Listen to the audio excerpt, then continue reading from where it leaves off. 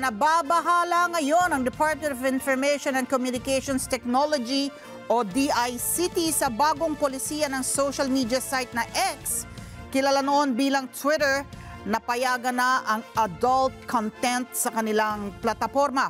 Ayon kay DICT Undersecretary Jeffrey Ian D., patunay lamang ito na kailangan na talagang ma-regulate ang social media katulad ng paghimok niya sa iba pang SOCMED platforms.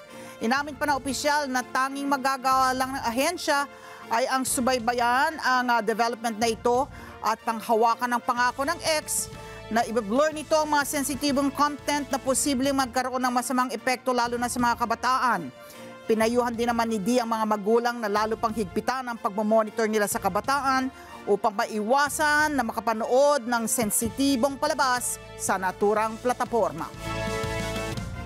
Maraming salamat sa inyo pong pagsubaybay sa Mata ng Agila Primetime. Para malaman ang matatag, matapang at matapat na mga balita, i-follow lamang at mag-subscribe sa @Net25 TV.